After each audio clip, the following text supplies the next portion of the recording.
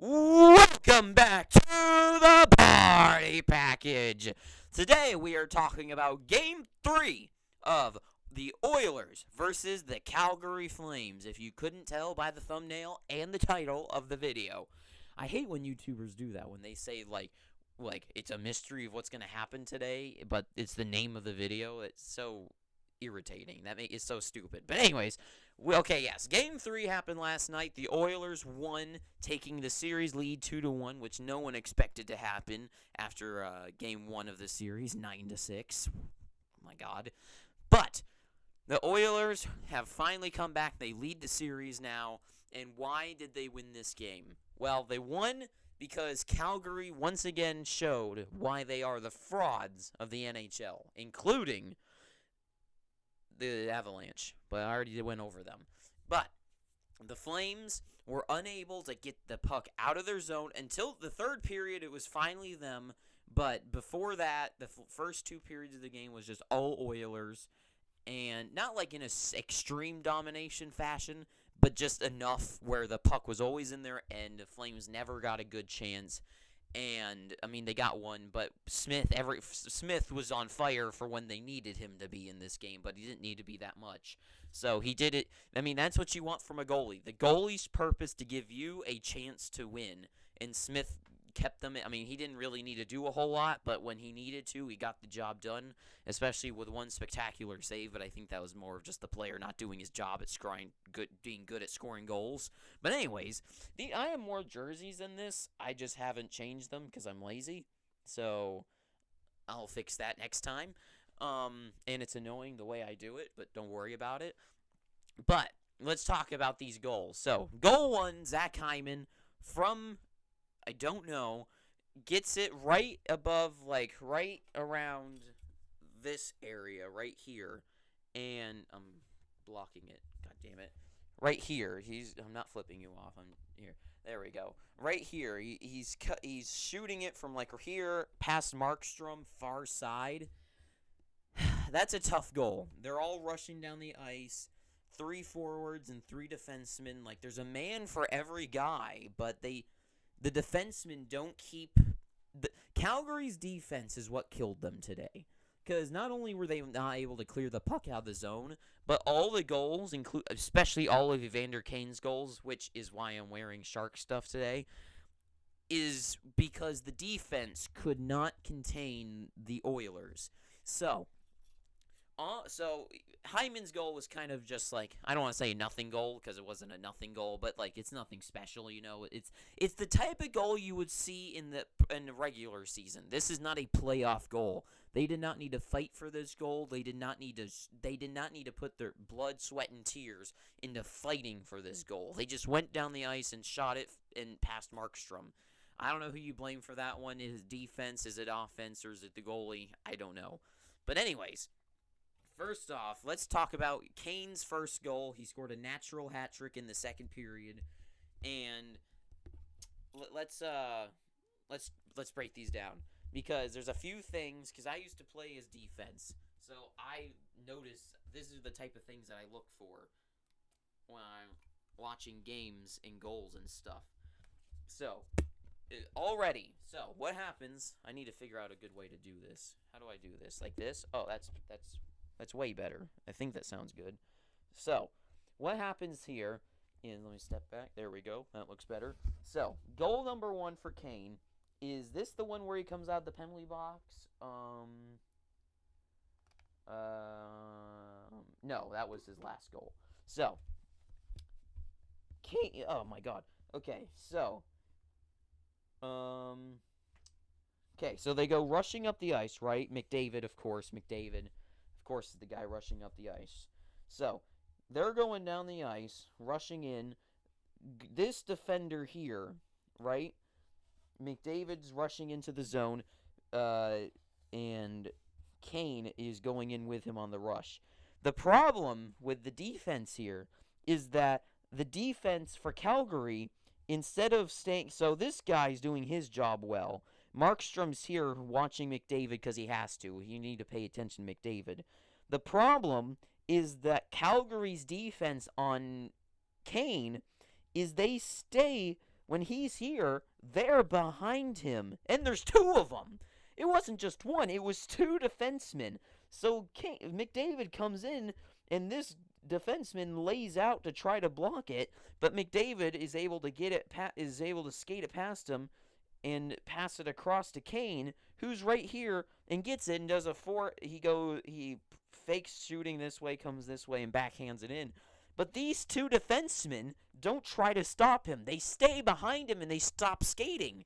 If I was that defenseman, I would have been getting a huge yell at by one of my coaches after I got off the ice.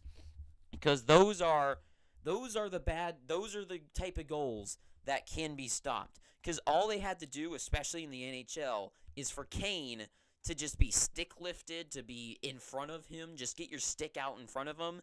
I mean, that main defenseman, I don't know who it was doing his job. But, I mean, it was off of a bad line change too, but I don't really know if that had anything to do with the goal. But yeah, like, I don't know. That was a bad defensive play. So then the other one, which I don't really need to draw out, but I like drawing them, so I don't care.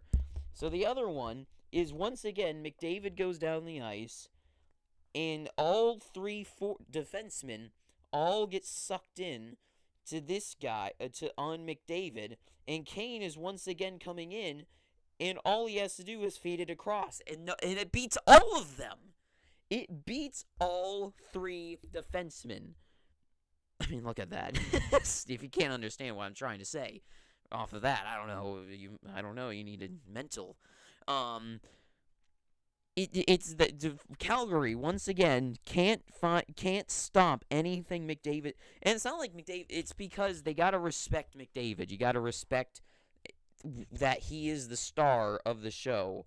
And they're all three trying to stop him and no one else. And McDavid's using that because Kane's got no one on him, because no one's paying attention to Kane. They're all paying attention to McDavid. And then finally, last one, Kane gets a penalty, and then he comes out of the box, and Draisaitl is along the boards here. Yeah, you can see that. So Draisaitl gets the puck around the boards here. McDavid's here. He passes it to him. Kane comes out of the box over here, and McDavid goes rushing up the ice. Kane does as well. And let me check my notes here.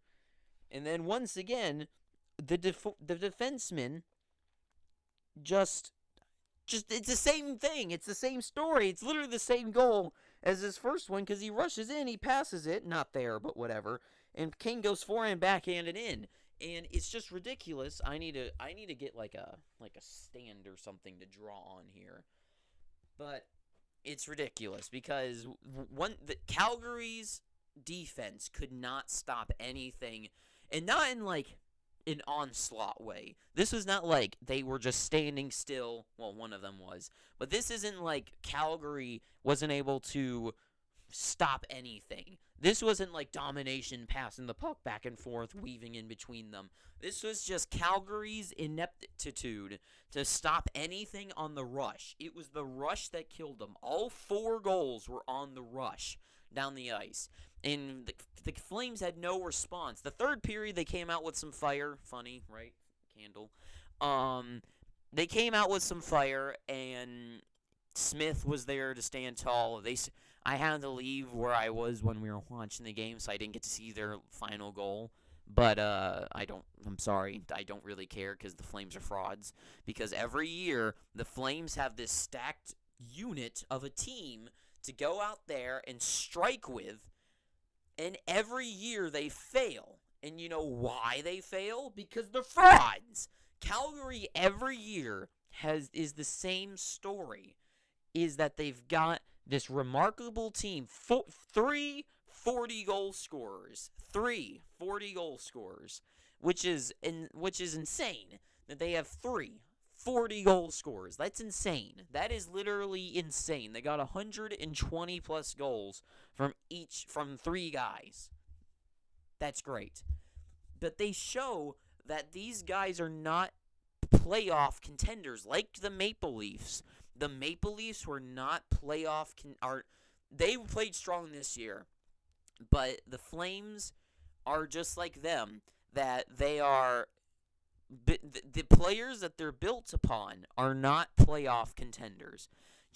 I love Johnny Hockey, but he's small. He's not going to be able to grind out and win a series for a team because he's not going to be able to fight through players. I mean, sure, you can like be Connor Garland and stuff and like just like fight and like be like tenacious like Brad Marchand or something. But like Goudreau doesn't have that in him. I feel like he doesn't have that tenacity.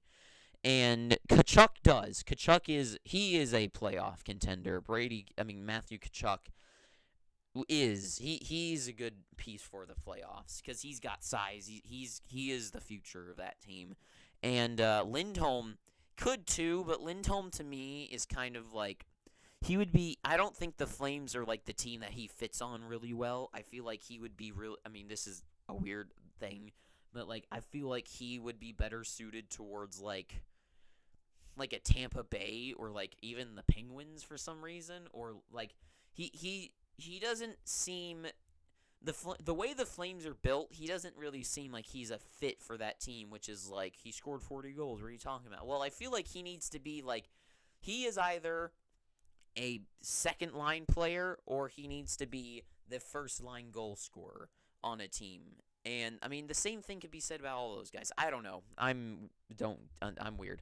But anyways, the Oilers in this game showed why I don't think are going to be cup contenders. I think they go out next round against the Blues or the Avs.